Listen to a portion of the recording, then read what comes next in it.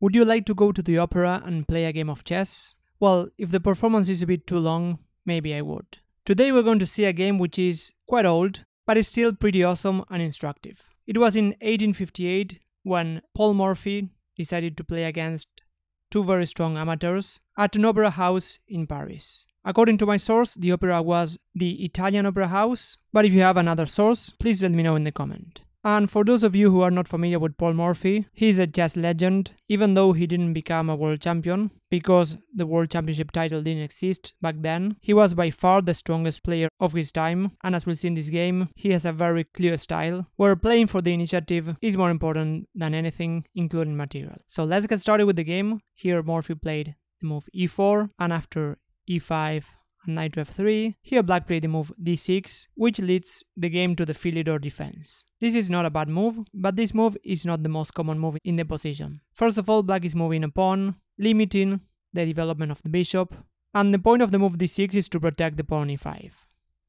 And in this position, black has other way to defend the pawn e5, which is knight to c6, which develops a knight, and the knight here also keeps an eye on the d4 square. So knight to c6 is a more natural way to defend the pawn on e5, but d6 is still perfectly playable. So after knight to f3 and d6, white continued with d4, increasing the pressure on the center, and here black already played the first real bad move, I would say. Even though we could call it a dubious move, we may even already call it a bad move, which is the move bishop to g4. Even though the bishop is pinning the knight on f3, giving this bishop for the knight is normally not a good trade, because black has already committed the central pawns to the dark squares. That's why the light square bishop is quite an important piece in this position. Additionally, there's a tactical problem here because after capturing e5, now black has to give the bishop in order to keep the material balance, because if black captures on e5, then now white will simply trade queens and then capture the pawn e5, getting an extra pawn. So here after d takes e5, black captured on f3. I just want to mention that here it is probably even better to sacrifice a pawn and play a move like knight to d7 or knight to c6 in order to capture back on d6 with the bishop. And here black is a pawn down, but black is developing his pieces quite quickly. So even though I'm not sure if black gets compensation for the pawn here, at least black is developing quickly, which is definitely not what happened in the game. Because here in the game, black captured on f3 in order not to lose a pawn. But this idea has many drawbacks. First of all, black is given a very strong bishop and allowing white to keep the bishop pair, but it is also helping white develop the queen. So this is really helping white, and this idea of trading pieces whenever it's possible is a very common mistake. And by the way, I have a video where I discuss 3 very common mistakes that we all make that you might want to check after watching this video. And here after queen takes f3, black captured on e5, and here white developed, creating a threat, which is normally a very good idea. So bishop to c4 already has this very strong threat of queen takes f7, giving a checkmate. And here black already made a tactical mistake and played the move knight to f6. Even though this is a very natural way to prevent this idea, it was better to play the move queen to d7, because after knight to f6, here white has another very strong attacking move. So here we see how Morphy is always trying to create threats and play the move queen to b3. So now white gets this very annoying double attack against f7 and b7.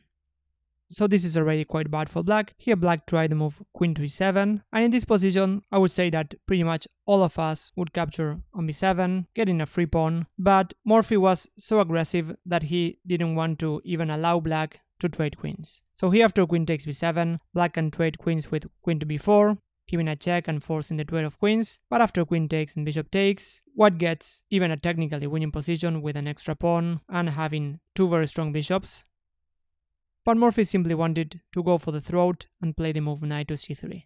White is simply trying to develop as quickly as possible, because we see that black still has to solve some very basic problems like castling and having a safe king. So here black played the move c6, which is a very useful move to control d5. And here white played the move bishop to g5, developing, even planning to castle long.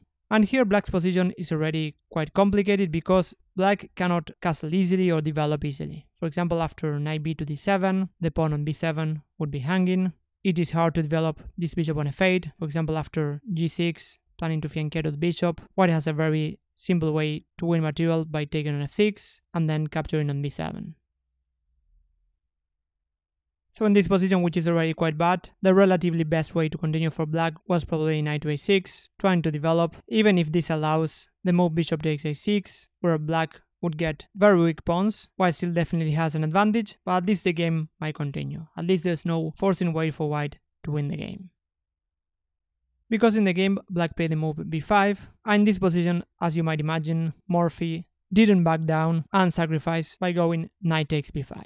And even though white sacrificed a piece, white is getting a few pawns in return, and here the main problem is black's king on e8, which is going to be very exposed. Here in this position, black played knight b to d7, which is the most logical continuation. King to d8 is actually quite bad. Here white has many ways to continue. There's even the materialistic approach of going bishop takes, and then after black captures on f6, go queen to d5. Here white is even getting material back.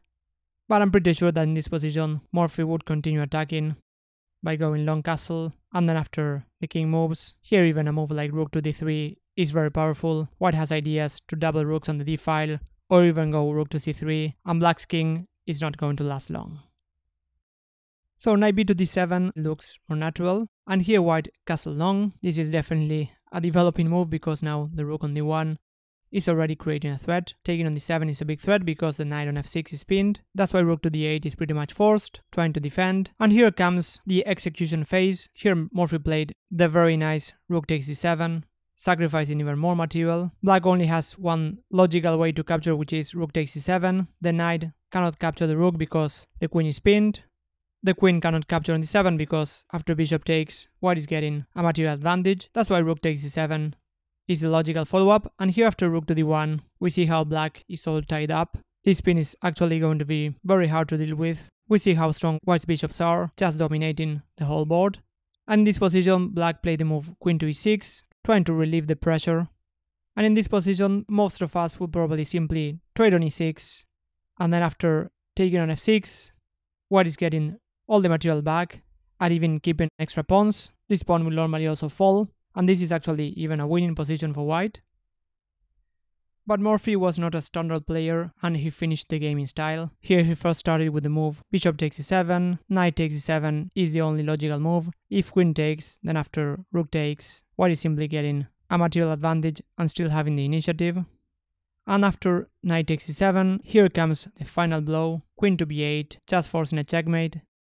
After knight takes b8 and rook to d8. So this was just a fantastic game that can also teach us about the importance of the initiative and how important it is to develop our pieces quickly in the opening. I hope that you enjoyed the video. If you did, please give it a thumbs up and subscribe to the channel if you haven't already. That's it for now. Thanks for watching, and I'll see you in the next video.